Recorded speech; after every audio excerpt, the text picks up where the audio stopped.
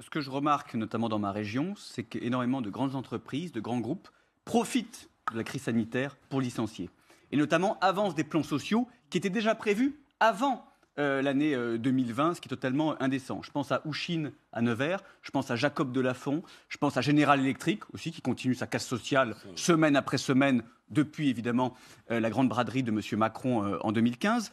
Et puis, il y a des choses extrêmement choquantes.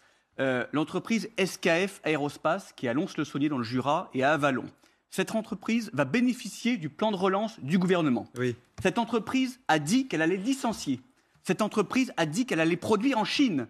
Donc c'est la triple peine, c'est-à-dire que l'argent public, l'argent des Français, puisque vous éloignez un petit peu de mon questionnement. Si, parce que là, c'est les contreparties des aides. Eh bien, c'est les contreparties. Mais est-ce qu'il faut demander des efforts aux salariés ? N'apporte en tout cas aucune garantie pour la préservation de l'emploi local et pour faire en sorte qu'on relocalise. Voilà. Et c'est vrai qu'à part les grands effets de manche de M. Le Maire, qui est toujours prompt, voilà, par de relocalisation maintenant, on ne voit rien. Voilà. Alors moi je trouve ça indécent, en tout cas, c'est pas aux salariés de payer cette crise. Le quoi qu'il en coûte, il doit se poursuivre, contrairement à ce que disait M. Dussopt au début de l'année. Évidemment, on subit cette crise. Je rappelle juste quand même, pour justifier un peu l'argent public qui est déversé, qu'on est la première puissance fiscale du monde.